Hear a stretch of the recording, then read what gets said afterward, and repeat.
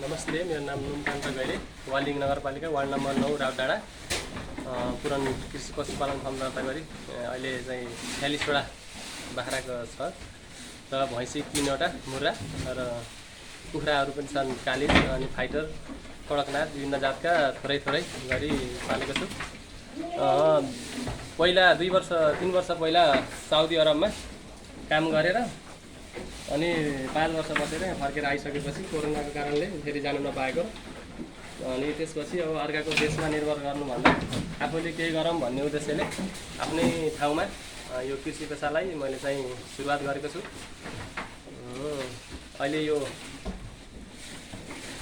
घाँसहरू पनि लगाएको छु आफ्नो रोपनीमा, यो ढाले घाँस, भुइँ घाँस, नेपियर, सुपर नेपियर, अरू यो मण्डेला, भट्टमासे, विभिन्न जातको घाँसहरू लगाउँदैछु।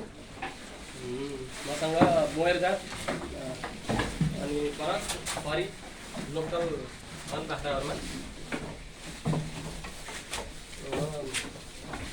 त्यसै क्रममा मेरो चाहिँ पहिला त्यो खोरुता साङ्ग्रो थियो, अनि यो पछि यो सप्तरङ्गीको कार्यक्रम अनुसार अनि त्यो परेर अनि मैले चाहिँ नयाँ खोर यता बनाएर अनि अहिले यसरी आधुनिक खोर बनाएर काम गरेको छु। सप्तरङ्गी सहकारी संस्थालाई म धेरै धन्यवाद दिन चाहन्छु मेरो लागि यो कार्यक्रम पारिदिनु भएकोमा। अब विदेश जाने तर्फरमा थिएँ, उहाँहरूले नै भन्नुभयो विदेश जानुभन्दा हामीले यस्तो कार्यक्रम गर्दैछौँ, हामीहरूबाट सहयोग हुन्छ यसरी गऱ्यो भने भनेर चाहिँ म आफैले सुरुवात गरेँ। के छ यो उत्पादनहरू, तपाईँको उत्पादनहरू बिक्री वितरण पनि गर्नुभएको छ होला? उत्पादन अहिले चाहिँ मासुको लागि भनेर चाहिँ यो अहिले गएको दसैँमा चाहिँ त्यही 10वटा जति पाठा अलि सानै थियो, अनि त्यो मासुको लागि बेचेँ। अहिले त्यसपछि चाहिँ अहिले त्यस्तो उत्पादन छैन, भएर हुँदैछ। अनि लगानीको क्रममै छु अहिलेसम्म, 2 वर्ष भयो। खसीको दुध चाहिँ बजार लान्छु वालिङमा। कति यो बोयरहरू पनि तपाईँले अब बोयर क्रस गर्नुभएको छ, बोयरहरूलाई के प्रजननको लागि बिक्री वितरण गर्ने काममा चाहिँ कति रेटमा बिक्री वितरण गर्नुभएको छ, के छ? मैले अहिले फर्स्ट टाइम एउटा पाठा 62.5% थियो, उहाँहरू आउनुभयो जोखेर भन्दा पनि यसै अब लैजानुहोस् न भनेर 30-32 किलो कतिको थियो, मैले चाहिँ 24,000 रुपियाँमा उहाँहरूलाई दिएँ। अहिले मसँग भएको यो 87 को हो, यो त्यो चाहिँ 75 को हो। यो अर्जुन तिवारी दाइकोबाट लिएर आएको, अनि म चाहिँ मेघनाथ दाइगाडा। अहिले यिनीहरू यसबाट क्रस भएर जन्मिएका, यो 75बाट क्रस भएर जन्मिएको, माउ कोही 75 को, कोही 50 को, यिनीहरूबाट जन्मिएका पाठपाठी हुन्। मसँग 81 सम्मको अहिले जन्मिएको छ घरमा। यो बाख्रामा चाहिँ खास एकदमै जान्नुपर्ने, तपाईँले अब 2 वर्षको अनुभव छ, के रहेछ बाख्रामा एकदमै? अब अरू साथीहरू जो बाख्रा पाल्ने साथीहरू हुनुहुन्छ उहाँहरूको लागि बाख्रा पालन गर्नुभन्दा अगाडि केही गर्नुपर्ने कामहरू? पाल्नुभन्दा पहिला हामीले चाहिँ घाँसको चाहिँ एकदम एकजना गर्नुपर्दो रहेछ, घाँस, त्यसपछि चाहिँ खोर, अनि जति राम्रो खोर बनाए चाहिँ हामीलाई काम गर्न सजिलो पर्दो रहेछ। अनि त्यसपछि बाख्रामा लाग्ने आन्तरिक र बाह्य परजीवी, त्यसको बारेमा चाहिँ आफूले उपचार गर्न सके आफूले, नभए प्राविधिक सरहरूसँग सल्लाह गरेर त्यसको चाहिँ गर्नुपर्दो रहेछ। अनि मेन भनेको बाख्राको लागि घाँसै चाहिँदो रहेछ, घाँस प्रशस्त भयो भने चाहिँ बाख्रा पाल्नलाई खासै गाह्रो छैन।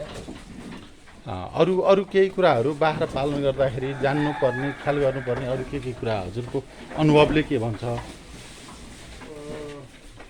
अब जस्तो रोगहरूको कुरा, भ्याक्सिनेसनका कुरा होला। भ्याक्सिनेसन त अब नगरपालिकाबाट सरहरू आएर लगाइदिनु हुन्छ के, त्यो चाहिँ लगाउनु पनि जरुरत रहेछ। अब बाहिरबाट आएको बाख्राहरूमा रोग सर्ने क्यार्ने हुने अनि बाख्राहरू सबै मर्ने हुँदो रहेछ। मैले चाहिँ तालिम लिएको छैन अहिलेसम्म, कुनै पनि प्राविधिक तालिम नलिएको हुनाले यस्तो प्राविधिक सम्बन्धी त्यति धेरै नलेज छैन। मैले आफ्नै त्यो युट्युबमा हजुरहरूको अब यसरी हेरेर अनि त्यसैबाट आफूले जानेको गर्दछु।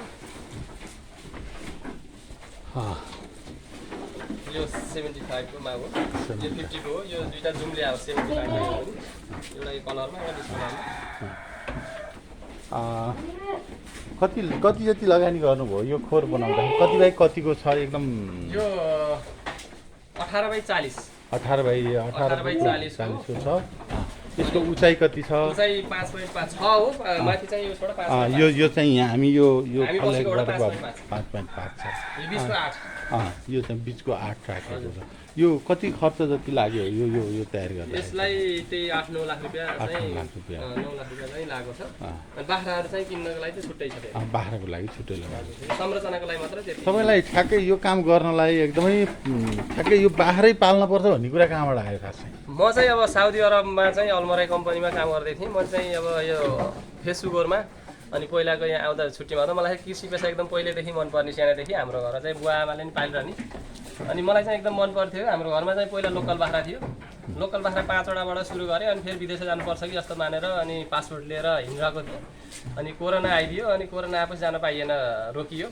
त्यसपछि चाहिँ अब होइन यही गर्नुपर्छ, आफूले जानेको पेसा होइन, घरमा घाँसहरू पनि राम्रै छ, घाँस लगाउँदै गर्ने, बाख्राहरू पाल्नलाई मजाले पुग्छ भन्नेले अनि बुवा आमासित सल्लाह गरेँ। अनि हुन्छ पाल, अब विदेशमा गएर पनि त्यस्तै हो, अब आफ्नै ठाउँमा गरिस् भने राम्रो हुन्छ भन्नुभयो। अनि 2 वर्षदेखि अनि फेरि यसै गरेर त भएन। अब हामी व्यावसायिक रूपले भनेपछि दर्ता गरेर गऱ्यो भने चाहिँ आफूलाई पनि कुनै सहयोग होला भोलि बिहान गएर भनेर। अनि आफूसँग पुरै लगानी गर्ने त पैसा हुँदैन। त्यो कारणले गर्दा चाहिँ अब फर्म दर्ता गरेर अनि मैले चाहिँ यो सञ्चालन गरेको। अब तपाईँको विचारमा तपाईँले यो यतिका वर्ष बाख्रा पालन व्यवसाय गर्नुभयो, यो टोटल व्यवसायको एकीकृत खालको बाख्रा पालन मात्रै भन्दा पनि तपाईँसित अब भैँसी छ, पंक्षीहरू पनि पाल्नु भएको छ, घाँसहरू लगाउनु भएको छ, तरकारी खेती पनि गर्नु भएको छ, बाख्रा पालन पनि गर्नु भएको छ। सरकारले के गरिदियो भने साँच्चीकै तपाईँहरूलाई राहत हुन्थ्यो जस्तो लाग्छ? सरकारले कस्तो छ भने हाम्रो यो खोरहरू लगानी गर्दाखेरि चाहिँ मेन भनेको खोरलाई है छ होइन। खोरको लगानी उठाउन अलिक गाह्रै हुँदो रहेछ बाख्राबाट। खोरको लगानी चाहिँ अनुदानको रूपमा यो हालिदिने भने चाहिँ एकदम सहयोग हुँदैछ। यो चाहिँ सप्तरङ्गी सहकारी संस्थाबाट मैले त्यहाँ चाहिँ भरेको थिएँ यो मेगा प्रोजेक्ट भन्ने उसमा एनएलआइसिपीको सरहरूले चाहिँ आउनुभयो, यहाँ हाम्रो घरमा आउनुभयो, यसरी हुँदैछ भनेर अब सुरु गरौँ भन्नुभयो। अनि चाहिँ त्यसपछि के भयो भने अलिकति ढिलो भयो। मेरो बाख्रा उता पुरानो खोरमा थियो भैँसी गोठमा। अनि मेरो पार्टीको सङ्ख्या त्यतिखेर चाहिँ 50 पुगेको थियो। अनि बाख्राको खोरमाथि नहुनाको कारणले मैले गोठमा राखेँ। अनि अलिकति अगाडि चाहिँ मैले सुरु गरेँ कि कसरी गरौँ त भनेर चाहिँ सल्लाह लिएर ल यसरी बाहिर बनाउनुहोस्, यसरी गराउनु भनेर अलिकति अगाडि भयो अरू साथीहरूको भन्दा मेरो। यो खास मलाई चाहिँ यो प्रेरणा दिने नै उहाँ सप्तरङ्गी सहकारीबाट सरहरूले नै हो। तपाईँसित समग्रमा मैले तपाईँसित के छ खास बिक्रीको लागि? बिक्रीको लागि मेरो चाहिँ अब अहिले मेन भनेको मेरो दुध नै हो। अनि त्यसपछि अब बाख्रा पाठा छ। अनि थोरै भए पनि कालिजहरू बेचेँ। कति छ कालिज? कालिज मसँग 15वटा थियो। अहिले चाहिँ अब 3वटा मात्र राखेको छु, किनभने त म ट्राईको लागि लिएर आएको थिएँ। अब चाहिँ त्यसलाई पछि सम्भव भयो भने त्यसलाई विस्तार गरौँला। अनि कडकनाथ अनि यो के अरे गिरिराज भन्छ नि लोकल कोइलर के भन्नुहुन्छ त्यो जातको कुखुरा छ 20-25 वटा। अहिले चाहिँ अब यिनीहरू नै छन्। ल अब तपाईँ कहाँ आउने कसरी? म तिमी आउनको लागि अब मेरो